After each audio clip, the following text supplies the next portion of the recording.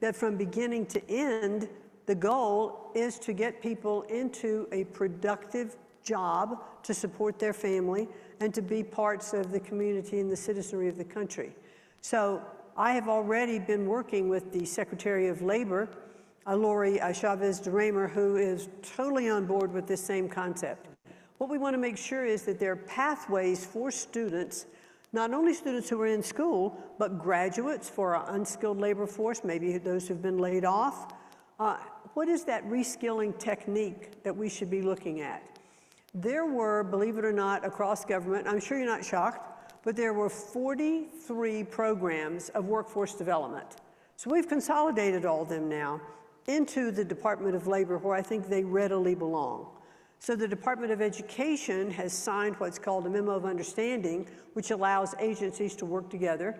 We will provide much of the funding for the work that they're going to do, managing the workforce development area through the short-term Pell Grants, which were part of the Big Beautiful Bill, also regular Pell Grants, also other apprenticeship programs. And I'm really pleased with this because I think we're going to see great success rates with having the Department of Labor, and they have a lot of statistical ability to provide for success and how those programs are going to run. So I'm delighted to be working with the Secretary of Labor, and the President has a great focus on this as well. You know, he's challenged Secretary of Labor to deliver 1 million new apprenticeship programs. He's hoping by the end of the year. So she's working on that incredibly hard. Now, this is on top of his first term. He challenged all of us. I was part of that committee when I was at the Small Business Administration to develop 1 million apprenticeships.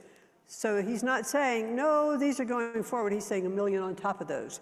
So she's meeting with industry leaders. She's meeting with states. She's meeting with you know, different governments, too, to how can we make that work. And so we're working in conjunction with that. And I think as we look through, then if we look at the education part, and you've talked so much about this, and I'm sure it's sessions that you probably had earlier, about the pathway through our K through 12, through our middle schools and our high schools, with our dual credentials, stacking credentials, graduating from high school with already credits in community college or college. These are all of the new innovations that we need to embrace and make sure they're successful. I am 100% on board with that. You know, as we make this or move towards this goal of 1 million apprenticeships, let's also focus on quality and make sure that it's not just a goal of numbers, because sometimes those are easier to reach, but if it's not meaningful, leading to better outcomes, it's in many ways a waste of everybody's time, the employer's time and the student's time. So how do we make sure we have good outcomes associated with all these additional apprenticeship opportunities? Colorado is very much focused on growing apprenticeships as well. We too want to figure this out around how we can make sure we're measuring the quality of that experience from both the learner's perspective, and of course ultimately it needs to be from the company's perspective too, because they're simply not going to participate if they're not seeing value in it. That's right. So they need to see pipeline of talent for us, productivity today, part of the HR work, broader set we need to do to succeed. So we need to tie it into that as well. We do, and so that gets down to the curriculum in schools, which is on the state and local level. What courses are being taught? I heard a couple of governors say today that, you know, look, we want to get back to SHOP. We want to get back to some of those subjects that can be taught in school that have been eliminated that do go into the development of our workforce. And I think there are so many schools now who are re-embracing technology, shop skills, because we still need plumbers, electricians, HVAC folks, as well as we need aerospace people, teacher aides, all of that across the board. And the health service industry is so demanding in all of that. Organizations like College Board now have AP cybersecurity certification, where students right in high school and here in Adams 12 district as an example helped pilot that. Students that right out of high school are able to get $100,000 plus jobs with the certification in cybersecurity that means something to today's and tomorrow's employers. So of course, as you indicated, those traditional trades are always going to be there. We're going to need people who are able to be electricians and plumbers, but we also have the jobs of tomorrow, many of which don't require a full four-year degree or advanced education. Vice Chair Stitt, if you'd like to open it up for the governors. I know we have a number of governors that want to join the discussion. And we'll start with the governor of Oklahoma, Governor Stitt. Well, thank you so much. Thanks, Secretary, for being here. Thanks for releasing those funds out to the state. And I guess my big question, and you kind of talked about it for a second there, was on apprenticeships, internships.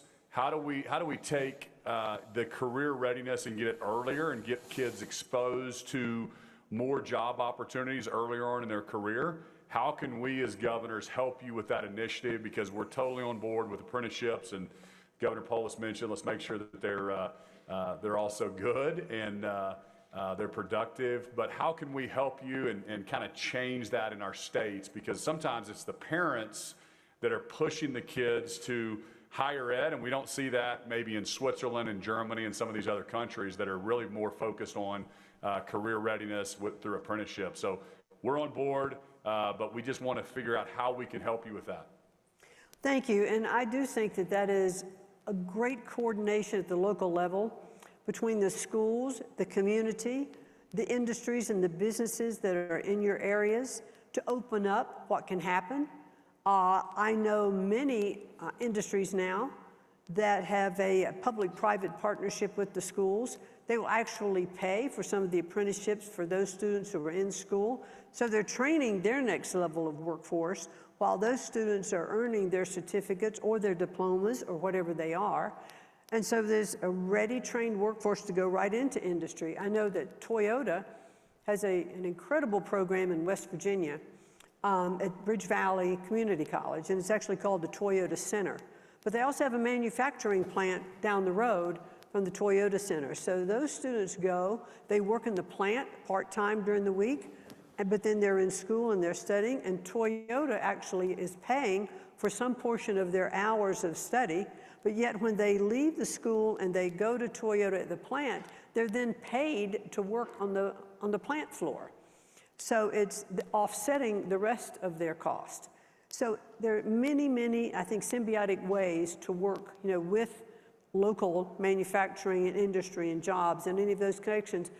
I think they are better driven, at the local level with governors and school superintendents, because in any way I can step in and be helpful to help matchmake, that is, I think, a really beneficial thing to be able to do. In our state, we created a tax credit to help get apprenticeships off the ground from the employer side, because they do cost money to implement, and employers, with public company, they're looking at the quarterly results. If they're, maybe they're looking at a year or two if they're private, but apprenticeships, we make the case to them, of course, pay off and benefits to them, and ultimately they need to show that. But if we can help show that defray some of that initial cost of implementing an apprenticeship, we get broader pickup from the employers on the apprenticeships across many different sectors. I'd also encourage you to encourage your colleague, Secretary Lutnick, to engage in this work as well. Secretary Raimondo, former governor, really started down this road a couple of years ago, engaging commerce with employers.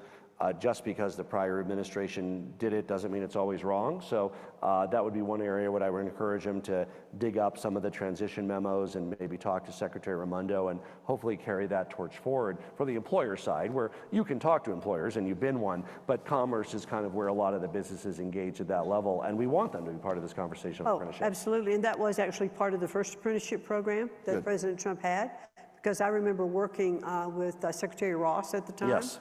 Some of those programs, and the president did issue an executive order, I think it was just 2 or 3 weeks ago, making it incumbent upon the Secretary of Education, the Secretary of Labor, and Secretary of Commerce to develop a program for this workforce development. So we were already in process doing that, but it is, we're all on board. Good point to have made on that.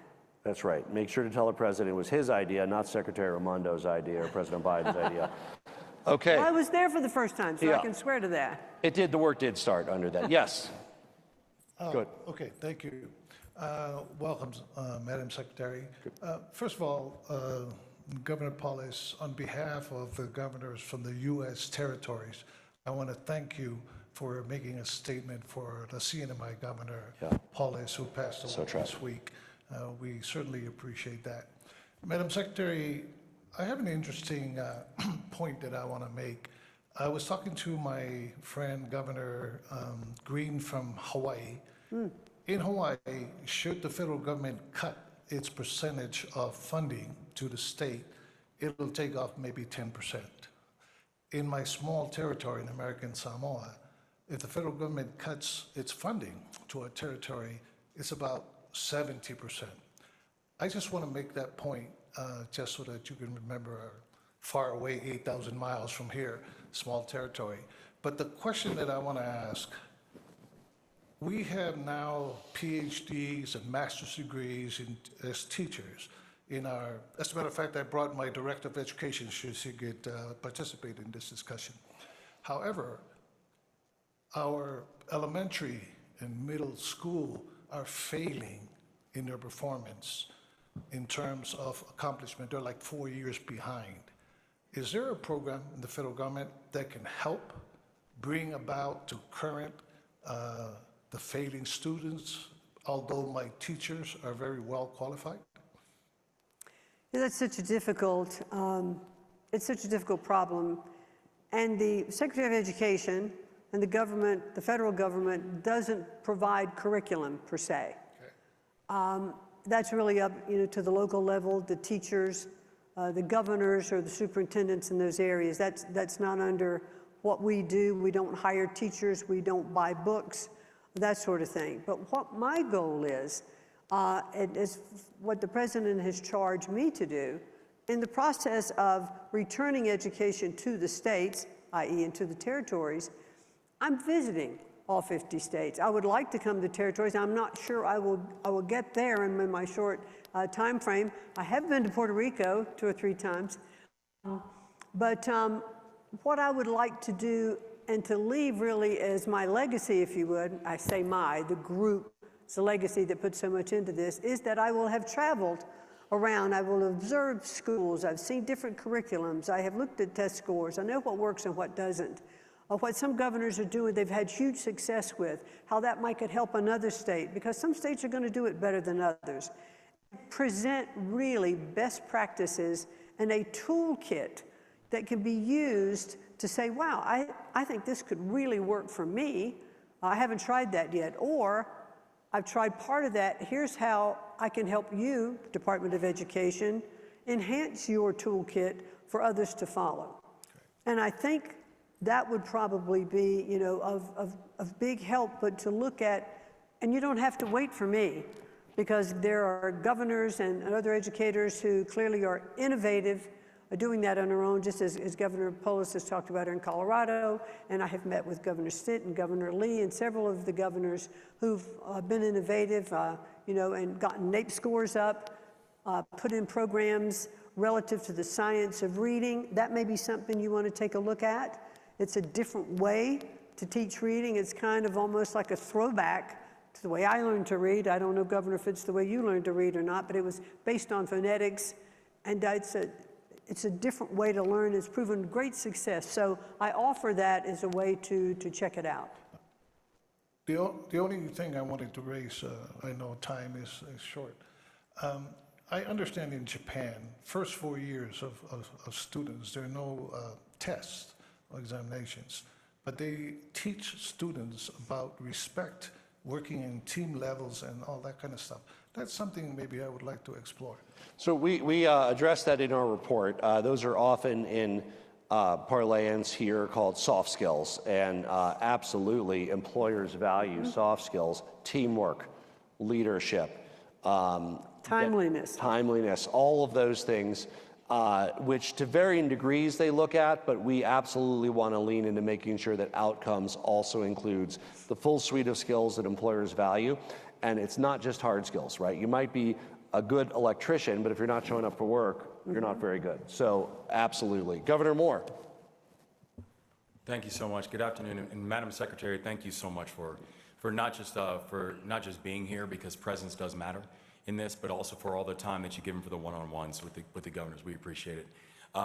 We know that, and I think about some of the things you mentioned before in Maryland, that we're very much an all-in on the science of reading, very much an all-in on making historic investments in apprenticeship programs, trade programs, et cetera.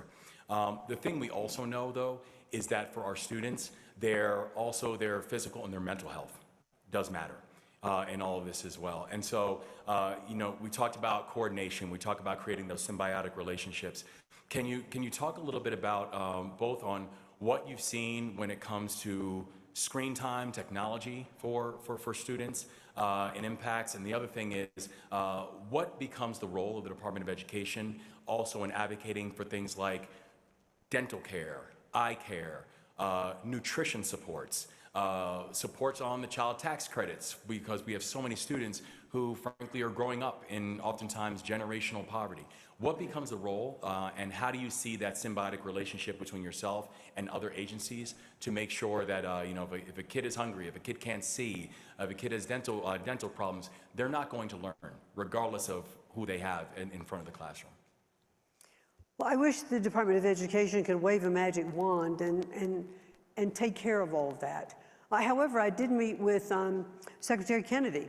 I think he was one of my last meetings just before I came on stage today. And he and I were talking about nutrition. And we talked about, the school lunch program that actually does fall under the Department of Agriculture, so we're all really working together. But he's always also talking about nutrition. He was telling me that many schools today don't even have kitchens.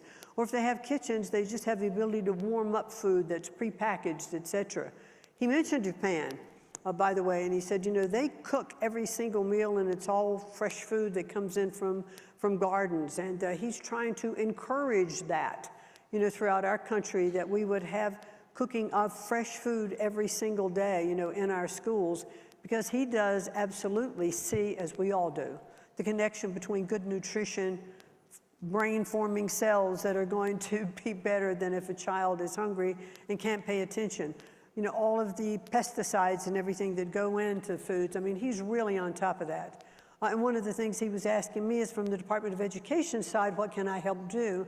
I said, I can certainly be an advocate for you in talking about this, because we all want to work together. It is every agency in every department, I think, that is going to bolster, what we are doing. And when we're talking about childcare and those issues, those are legislative issues.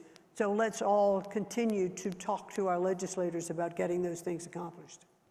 As a governor, I want to encourage you to work with them on improving the quality of school lunches. The national standards often set the market, and it's very hard for states, especially smaller states, but even moderate-sized states, to really do much that's different because of the scale of the production around meeting the federal requirements. So I know in general, and again, I speak just as a governor, not as chair of the whole NGA. I'm sure there's many different opinions on this, but I do think leaning into healthier standards for school lunches with, again, not imposing on us with our own money, but this is the money you're sending us, so you're perfectly entitled that we should do healthy, spend on healthy things. Otherwise, taxpayers face the brunt of increased healthcare costs and childhood obesity and diabetes. So I do encourage you to work with him on doing that, because it is something that it's very hard, if not impossible, for small and mid-sized states to do on our own, just because we can't get the scale to do that. And I know he is working with Secretary Rollins at the Department of Agriculture for just those things as well. I think I just would like to say one thing. This is, I believe, the most collaborative cabinet that I can recall in a long time. All the agencies really do let each other know what we're working on, things that are coming up. And so I just want to let you know, if you bring things to our attention, we'll make sure it gets to where it needs to get. Hopefully you'll get responses. If not, please I'd like to know, because I'd like to get back to you. Governor Gonzalez-Colon. Thank you, Chairman, and thank you, Secretary, for cutting the red tape and allowing states to control and have parents control for the Department of Education. We are witness of that, and thank you for your visit during the last years to Puerto Rico as well. I'm going to go following Governor Stitt's question. In the case of Puerto Rico, we need more than 50,000 workers for the construction and recovery of the island. So we are very focused in having those apprenticeships and the workforce prepared. I know that the one big, beautiful bill established the Pell Grant allowance to people for what have short-term careers or workforce. I know that deadline is going to be next year, but how can governors help the Department of Education and the Department of Labor to establish those or making the rules for making that program a success? I think one of the things, it sounds like it would be self-evident, but one of the things, if you could communicate to us exactly what it is you need. I know you need workers, clearly, to do that. This is the time frame you need them in. This is what's coming up. This is what the building is. And I remember when I was last in Puerto Rico, it was after the storms. I was at SBA then. And we were working with the Army Corps of Engineers as they were looking about reconstruction on the island. One of the things was just simply the electrical system. Well, we're going to put cable underground, so we're going to, as they called it, continue to have sticks and strings. And so if we know more information coming in about exactly what you need, we can look at it then to help structure what workforce could go in, where, is it working with different colleges? I know there are a lot of colleges that send down students, on like pro bono work to help with projects like that. So that kind of thing, information-wise, we'd like to be able to share. Some education governors are born and some are made. We hope you're all made by implementing this report. But one who was born an education governor is Governor Meyer, TFA alumni, governor of the great state of Delaware. Governor Meyer. Thank you, Governor Polis, and thank you, thank you. That's quite an intro. I appreciate that, Governor. I didn't know I'd get that when I raised my hand, but I should take you everywhere with me. Secretary McMahon, thank you for your work and thank you for being here today. In my schooling, I'm not that old, but I learned on a chalkboard. When I became a teacher, they introduced something called a smart board, which was transformational for us as teachers. Just a couple days ago, the president signed a number of executive orders regarding artificial intelligence. And I was wondering if you could talk a little bit about the transformational impact and the opportunities that you think, we hear a lot about the risks, but some of the opportunities that you think are out there to transform the educational opportunity for kids in all of our states through artificial intelligence. Well, in a couple of weeks, I'm going to go to a school in Austin, Texas that has adopted a lot of AI learning, so I'll have more information. But just in what I have seen already, I was in a school, I honestly wish I could remember which state it was recently, and there was a teacher in a classroom. There were 25 computer screens. The screen matched each student in the room that was working on their computer on a particular math problem. And that teacher could monitor each student and see where their work was either ahead or behind of the other students in the class. And if she saw that someone was struggling, she'd go right to that student and figure out what that issue was. Now, that is a really very simple, maybe first step of some of that use, because then she was able to raise the program for the student who could go on and have some of the artificial learning that was coming through the system go to that student that was ahead, or for the student that needed a little more review, she could back the program up so that the students in the classroom in that 1 hour time frame had the opportunity to work at their own rate and pace. But the important thing was the teacher was still needed in the classroom to help monitor that. So I think as we introduce AI, we have to figure out what is that right proportion of what can be accomplished, where we always, I believe, are going to need teachers in the classroom to be helpful, with the students. But those are a couple of small things that I've seen already. I'm about 6 months in, so I'm hoping to have a lot more information in the next 6 months. And that's not putting you off. I just wish I had more, but I'm going to learn very quickly. So we just have about 4 more minutes. If I want to go through any other governors, and we'll give the secretary a chance to respond. Who else wants to ask anything of the secretary? If not, I'm always happy to for the final question and give her the remarks. Anybody else? Yes, please. Madam Secretary, thank you so much for being here. We really appreciate your work, and thank you so much for releasing those funds. I would ask, as you've talked about giving states more flexibility with the existing framework that we have of regulatory framework, does the department anticipate giving us flexibility? For example, we ask for waivers in certain areas because, as you know, the innovation happens at the state level, and being able to use those federal dollars in the way that works best for each of our states, I think is helpful to every governor. Well, thank you. And, you know, our proposal in the upcoming budget is really going to be restructuring of the grant process. And so that it's streamlined, it'll be formulaically distributed, so that you don't have to hire all the grant writers, you don't have to do all of that kind of work. Save money because you're not going to be having to spend money complying with grant applications and grant monitoring, et cetera. You governors will know where you can send this money the best. Now, there may be parts that's not going to have a lot of red tape or regulatory regulations, but there will be some.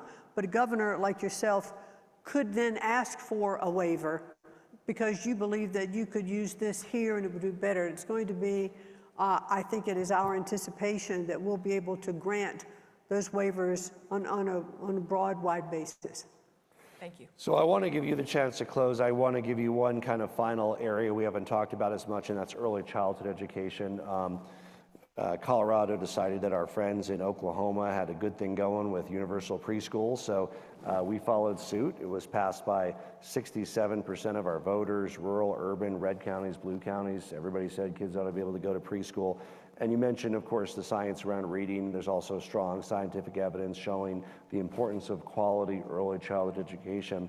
I want to give you the chance to address how we can better partner with the administration to move forward with our earliest learners, birth to 4, but particularly as obviously special education services often starting at 2.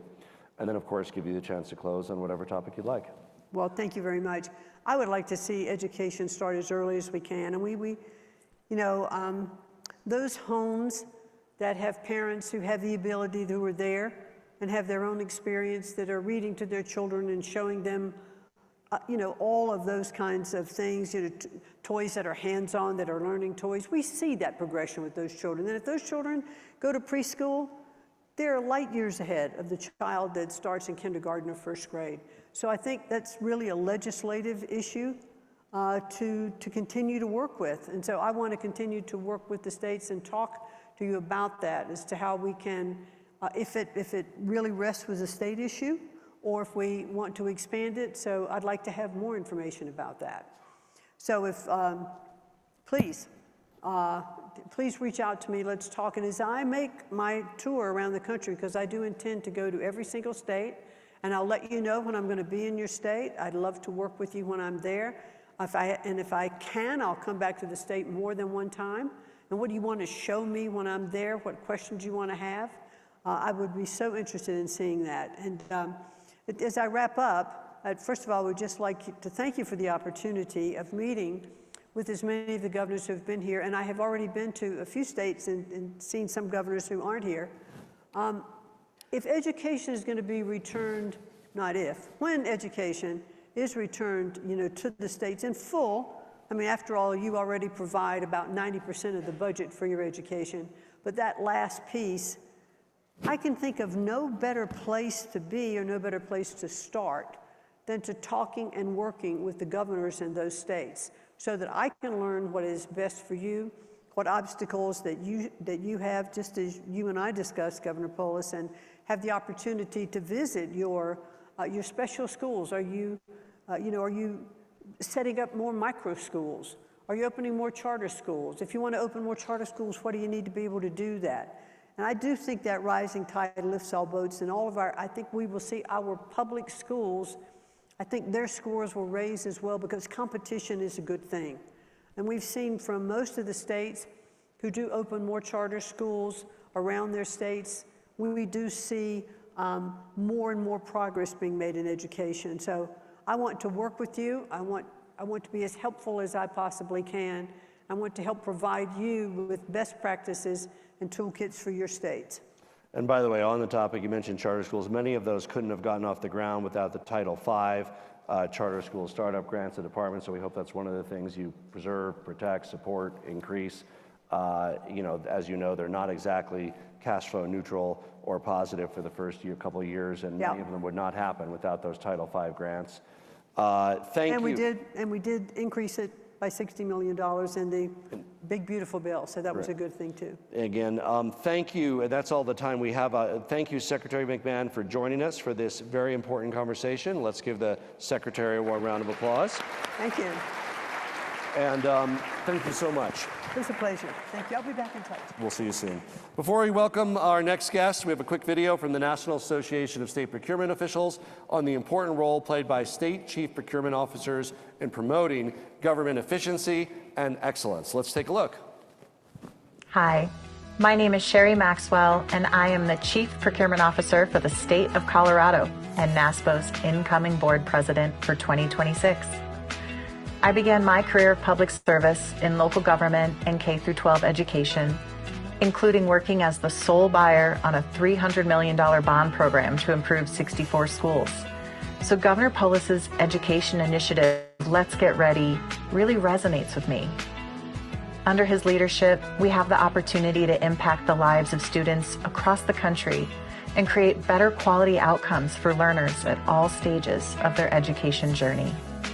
And CPOs and their offices are your strategic partner in this effort.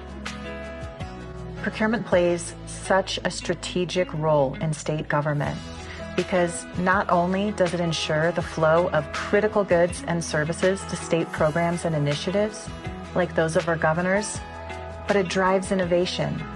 And what we know is when we partner together, like that of NGA and NASPO, and work toward common goals, we create outcomes that are stronger, more resilient, and far beyond what we could achieve alone. Because procurement amplifies public purpose. Colorado's procurement community, as well as CPOs and their offices across the country, are here to support this important initiative, procuring solutions and resources to support students and their communities. Through procurement and partnership, powerful change and real impact are possible. Thank you to Governor Polis and his office, as well as governors and their staff across the country for everything that you do. Now I'm excited to welcome our next guest. Mark Cuban is a successful entrepreneur. He's also a successful TV personality evaluating business talent. This is actually Shark Week, as you know. By the way, there's never been a shark attack in the state of Colorado. As governor, I've continued to keep our people safe from sharks. We're happy you could join us today to share his experience and to really apply his instincts to the question of what skills do Americans need to succeed to drive better outcomes, of course, for our economy, for individuals. Please join me in giving a warm National Governors Association welcome to Mark Cuban.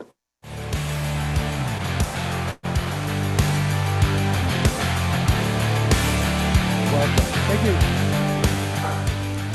Let's start with AI in two ways. One, kind of globally, how is this changing the world we live in, for better or worse, macro level? And then drilling down, what does it mean in our schools and what kids should learn? So first of all, it's the most consequential technology we've ever seen. And I mean, I've been in the technology business for a long time, from the start of PCs, you name it. This blows it all away. And it's hard to predict. If you would, any previous technology, you kind of have a feel for where it's going to go, but AI is just completely way ahead of that. But let's start with what it's not. It's not Arnold Schwarzenegger. It's not the Terminator. When people think about AI these days, and people I've been talking to here, they seem to think it's like the AI. You sure it's not going to turn against us, Mark? I'll be back. But seriously, there's no one AI.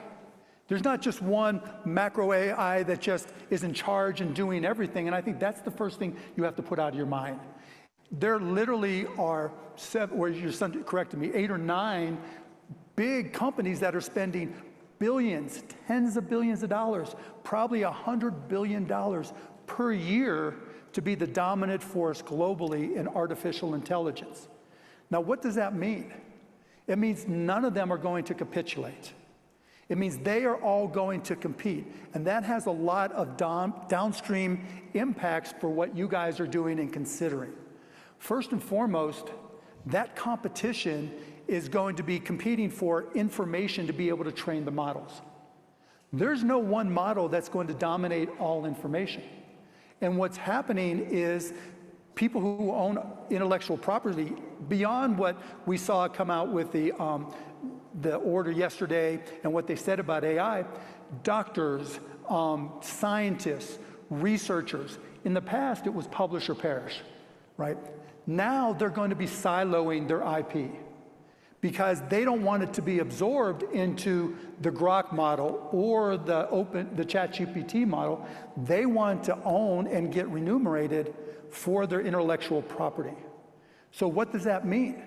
It means each and every AI model is going to have its own strengths and weaknesses. And how does that impact workers? It means it's going to require skill to determine what models to use. When do you use Grok?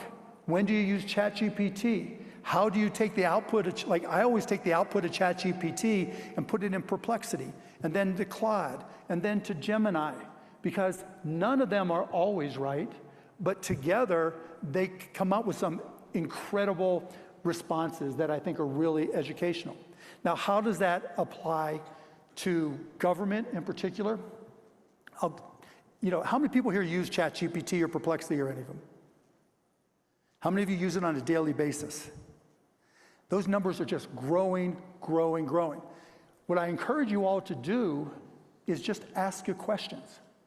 Like, I was having a discussion with somebody about NEPA, the Environmental Protection Agency that, just extends the, how long it takes to do anything. We all know about NEPA. We all know about NEPA, right? So I just asked ChatGPT, what would be the best way to reduce a NEPA application from the way it is today to less than a year?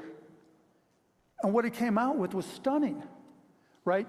It told me and gave me a plan on how to train itself on all the previous applications so that when a new application came in, it could evaluate it, present it along with the EPA response to a team of 6, 12, or whatever humans to make a final determination.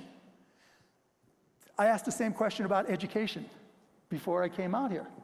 As an entrepreneur, I was like, what's the best way to educate children using AI?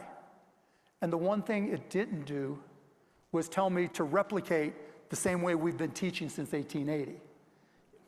Effectively, it said, with AI tutors, and the secretary referred to the woman in Austin who we've talked to that's got an interesting school that teaches using AI for 1 hour a day, and parents are lining up, and she's trying to franchise that because there are so many parents lined up to use it.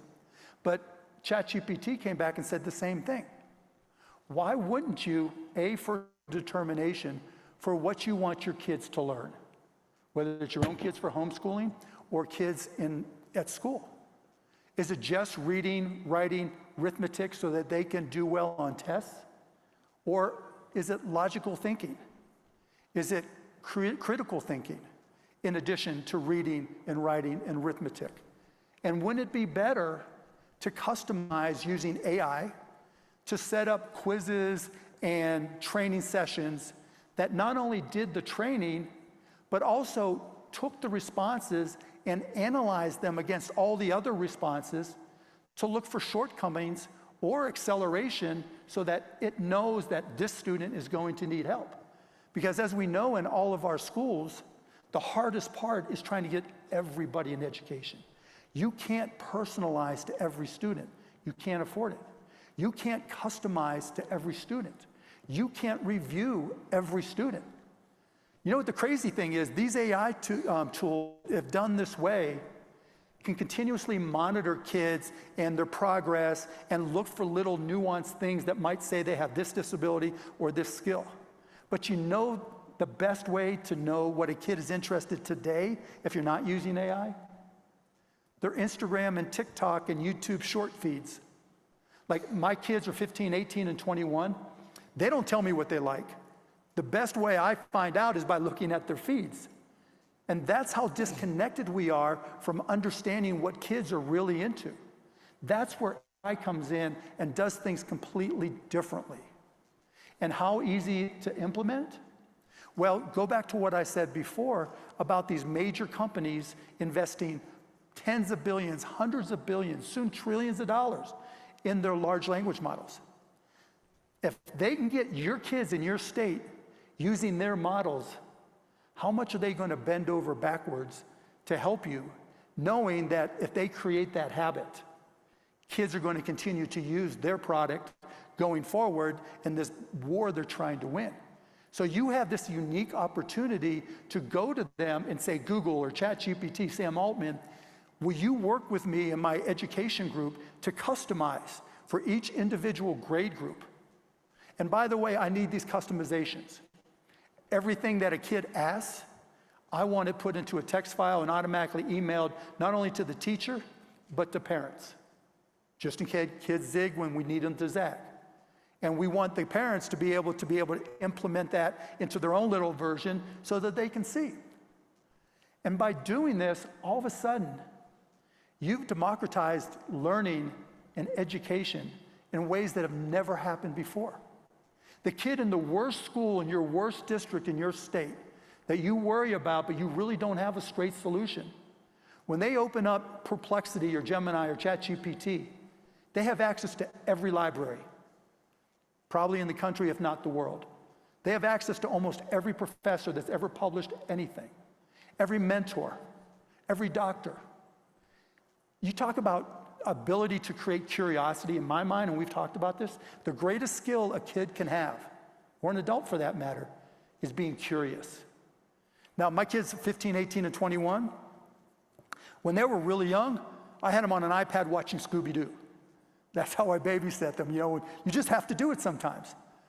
If I was starting over again, I'd be setting up little ChatGPT or Perplexity questions and programs where they operate via voice without having to type, since they probably couldn't type, or just ask them questions. And then I could just ask ChatGPT, what'd you think of my son or my daughter's responses? Tell me what you think. What do you think is the next best thing for them to learn? Because they've been trained on all the information, not only across the internet, but all these libraries, all these professionals. You can give anybody with a smartphone, a laptop, a PC, access to the internet, access to everything, the ability to question anything, the ability to learn outside of the classroom in ways none of us have ever envisioned. Because none of us here can stand up and say, yeah, we did it when I was a kid. Like for us, the closest thing was an Encyclopedia Britannica. You know, hey, I got, my parents, my dad did upholstery and cars, typical blue collar family. It was a big deal for him to buy us Encyclopedia Britannicas because I got to learn things that other kids may not learn. Now you have access to not just Encyclopedia Britannica, everything. And so that little kid in the worst school with parents who are both working that, you know, barely gets any time, with just access to one of these programs through a program you created or just on their own, can ask it anything. And if they're curious and something clicks, that large language model can keep on reinforcing that. And that keeps on going forward. And that is how kids are going to learn in the future. Because every parent is going to figure out, and by the way, if you have a young child right now, they're already doing it whether you know it or not. If you have an 8-year-old, a 9-year-old, a 15-year-old, an 18-year-old, they're not just using ChatGPT to cheat on their tests. Like, my son is into fantasy football, and like, so we share an account so I get to see. And like, how am I supposed to win fantasy football given, and he plugs it all in, right? You know, I need to understand, you know, the revolution, you know, the French Revolution, and I've already read this and this, but I don't understand this. Can you explain it to me in a way I better understand? We know as parents, it's like they reach a point where they can't do it, where that math problem. Or you could say, explain it to me like you're a pirate, and then they'll use a right, pirate voice, so anyway. right? You know, we all, like, I thought I was good at math until my son got to high school. Any question, math question, answered. And how much is it? They can go use the free version. That's crazy. That's transporting them to your university library in your school. You know, going to OU, going to University of Denver, going to Indiana University, like that. So I bring all this up to try to put a little wild-eyedness in you because we've never had anything like this before. And so you can't go back and say, how do we use AI in the current constraints to teach people the way we always have, and only use it to make it faster for teachers to grade papers, to make it, a little better syllabus, so they save time so they can spend more time with kids. There's nothing, in my mind, better than our children going down these curiosity rabbit holes, as long as I could see what they asked, right, and have access to what the responses are, going down these rabbit holes and finding things that they're so curious about, they are insatiable of wanting to learn more. Isn't that the ultimate goal? And isn't that what we strive for? Now, what about the role of teachers?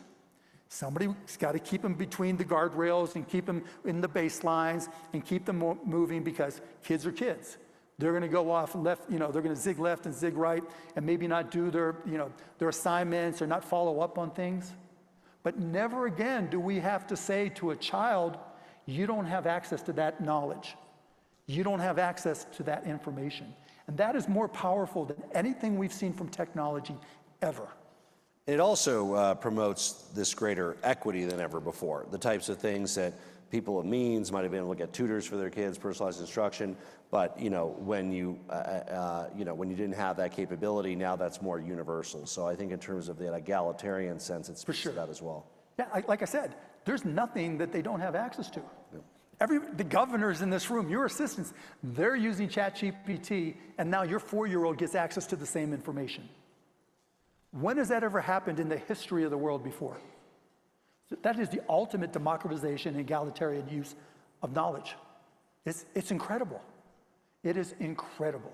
Let's move to kind of what really one of our goals as governors in education is to make sure that learners are able to succeed in life, get jobs, support themselves, have the skills they need, and are ready for what comes next. And for some, that's a 4-year university. For some, it's a 2-year degree. For some, they're becoming entrepreneurs or entering the workforce right away after high school. It's all of those things.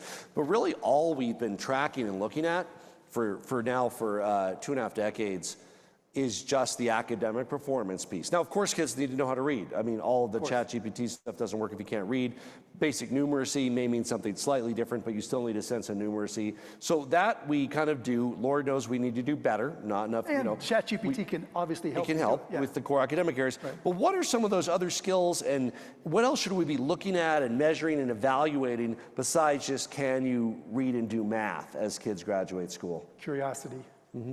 Because as much as we want to say today, we need more apprentice, right? Get them apprenticeship. Yeah, we need plumbers, we need electricians, but will we need them in 10 years? And so while it's good to go to your local businesses and ask them, what skill set, Mark, what skill set are you hiring with today? I'm still trying to figure it out. There are going to be 2 types of companies in this country, in this world. Those who are great at AI and everybody else. And right now, they're going through a very difficult time trying to figure out, just like you guys are with your states. Where do you introduce it? Where is that applicable? Where is it applicable? And so companies are trying to figure all that out. And the point being that the answers you're getting today for the programs you're setting up today probably are not going to be applicable. I just committed to an investment today for a robotics company that it's not lights out, they have a few employees to make wigs. They make like the best wigs in the world with robotics, and that's sewing and weaving and all this type of stuff. Spencer Cox and I need wigs, so yeah, we're ready. Right? Yeah. We can get you a weave, Spencer, whatever you need. And it's less than what they make them for in China. Less than you can make them for anywhere else. Point being, that physical dexterity is coming.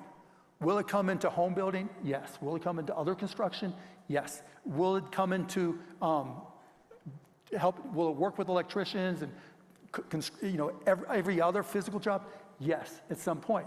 And so you have got to make sure that while you're building these skills for kids and getting them the apprenticeships to be the plumbers and everything, you're talking to people who are making investments in what comes next. Because, in that book Abundance, you can say what you want about it. The way I took it is that it was about the innovator's dilemma for government. Because the innovator's dilemma says, everybody tries to retain what they used to do because that's what they're comfortable with. That's where they currently make money. And because of that, they lose sight of future opportunities. That's what you can't do. You have to make sure you keep your eye on what all your investors in your states are doing, what the VCs are doing, what the startups are doing. How can you partner with them and their startups? Because they're the people that are inventing the future that 10 years from now, if we come back and we ask ourselves, what did we get right or wrong? They're the ones that were putting their money where their mouth is. It's like the woman, like I said, that I talked to in Austin that the secretary was referring to. Just an individual that started a school who believed in AI, and the parents love it. What's the applicable, what's the analogous opportunity in construction or any other physical company or industry? So, our governors are very excited to engage with you, and a lot of them want to talk about AI. But I want to get into one other topic before we open it up, and that is a little thing called healthcare. It is, our nation does this very poorly. Really bad. Highest percentage of GDP of any nation, mediocre results. It'd be one thing if we were paying more and getting more, and we're all living to 95, and we're middle of the pack results. We pay twice as much. It's drugs, it's providers and hospitals, it's everywhere. It's daunting for us as governors. You kind of approach it from the outside, hey, doing cost plus drugs, tackling this piece. But if you were the state side, if you were a state, what should we be asking or doing? How can we drive efficiency and change as governors? If you're working with the big pharmacy benefit managers for your employee benefits, you're getting ripped off. All you have to do is two things. One, ask them for a price list of the medications on a per claim basis. Two, and this is self-serving, ask them to add costplusdrugs.com to your network. Now, I know our prices are lower, but it's an exercise. When you ask them to add costplusdrugs.com, did I say costplusdrugs.com? Has everybody here tried Cost Plus? When you ask them to add it, I'll tell you without even knowing who your PBM is, they won't do it. Because they know you're overcharging. They know they're overcharging you. Ask them to do an audit. You have the right to do an audit. Audit your PBM. And so because of the audits we've seen, Kentucky, Ohio, and others, you're starting to see states now change their PBM rules.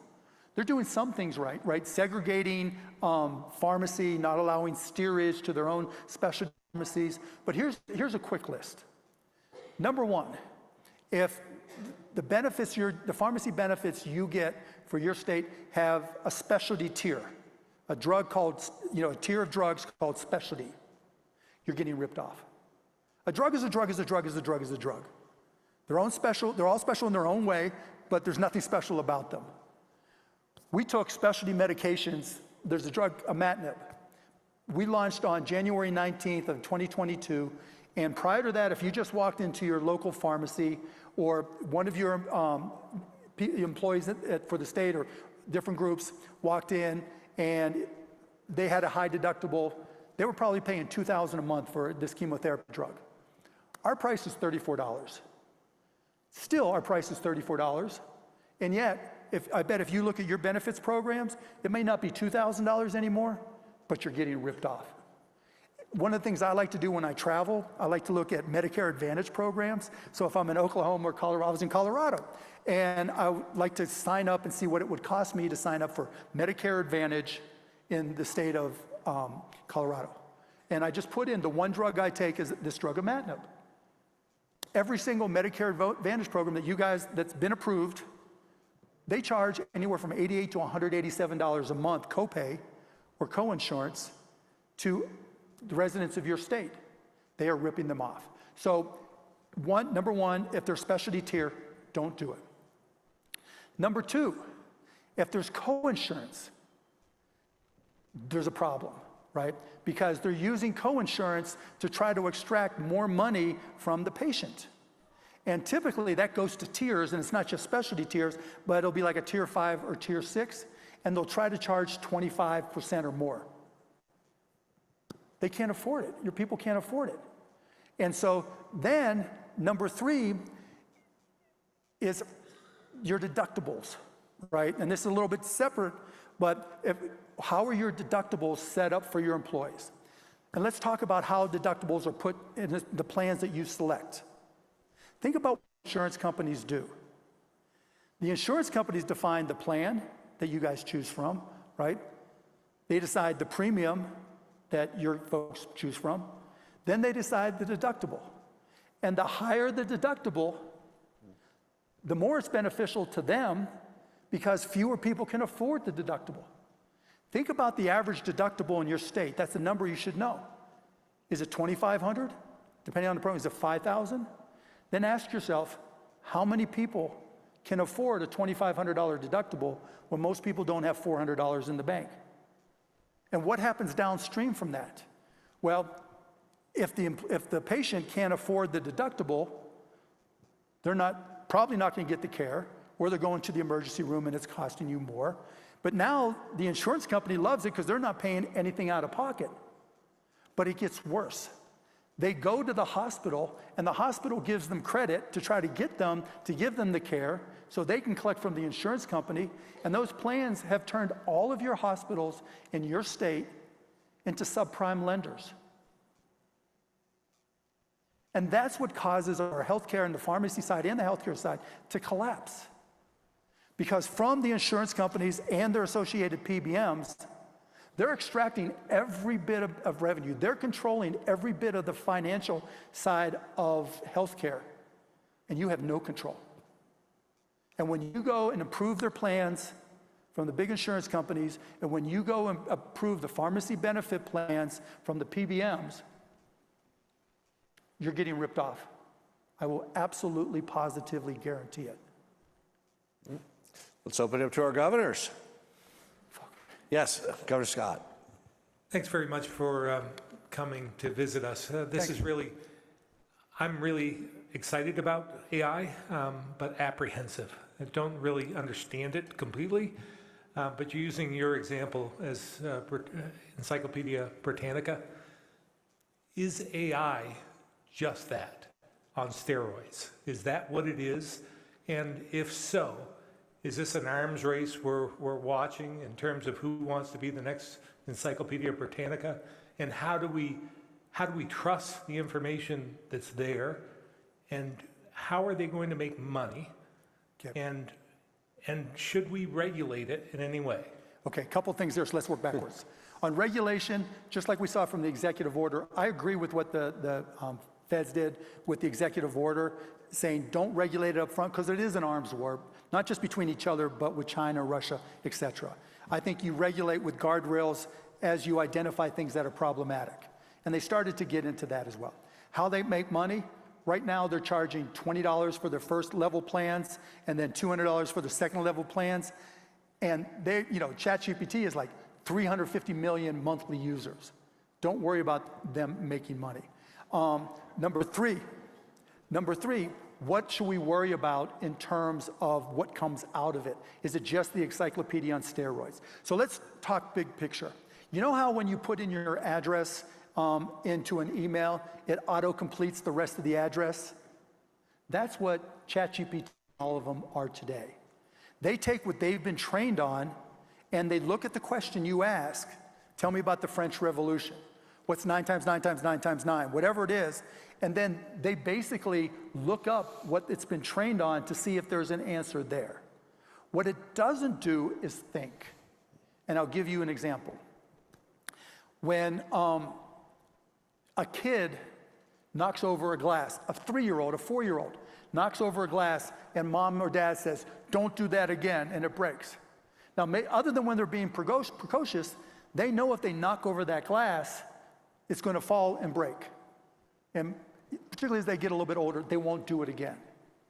AI, if you just show it a video of a glass being knocked over and breaking, and you just asked it questions about what are the laws of physics behind it that cause it, has no idea.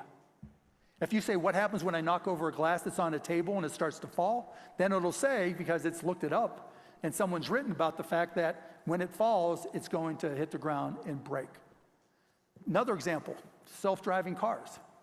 If I had the option between blindly trusting a self-driving car to drive anywhere, let's say through an intersection, or taking my Australian Shepherd, mini Australian Shepherd Tux, and having Tux put it right at the corner and trusting it to make a determination if it's safe to cross, I'm taking Tux every time. Tux can see, Tux knows, how to protect itself. Your dogs or cats, everybody, they know, they're aware of the laws of physics. For now and the foreseeable future, your AI isn't as smart as my dog for a lot, not for everything, but for a lot of different things, because it can't understand the laws of the universe, the rules of the universe, and it's always behind. So you can upload a video, it'll tell you what's on there. You can have fun with VO and make some really fun videos. You can upload pictures and say, tell me about this picture. You can upload text and tell it all you want and talk to it all you want. But the world doesn't sit still. This whole thing that happened, it's not in any AI. All of my lack of brilliance, right? If you wanted to ask, does Mark Cuban da-da-da-da-da? Nowhere to be found. Because it can't handle and it can't understand everything that's happening in the real world. It doesn't capture all the video that's happening. We as individuals do, which goes to the next point of we need people to do all these things. We need people to complement the autocomplete, the indexing. The Sam Altmans of the world, the Elon Musk of the world, the Geminis and Google, et cetera, the Mark Zuckerbergs, they want to scare the shit out of you.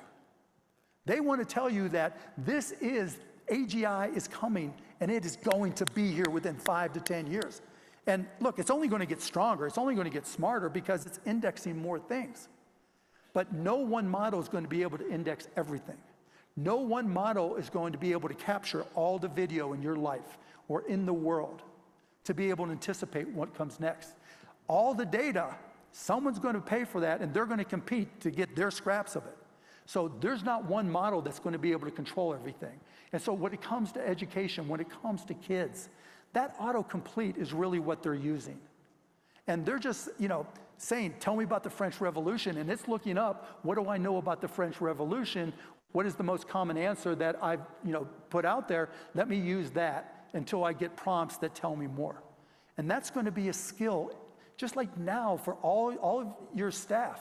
They're probably making it a skill of theirs to use large language models because they know the more capable they are at that, the more of use and service they can be to you, the faster they can be, right? Like I used the NEPA example. I used, give me some ideas for, of education, prompt. I still have to know whether they're valid or not. And are they going to make mistakes? Yeah, just all of us answer questions incorrectly. That's going to happen. That's never going to go away because if you index something that was incorrect and there's nobody to counterbalance that in, another index story. But I'll add one more thing.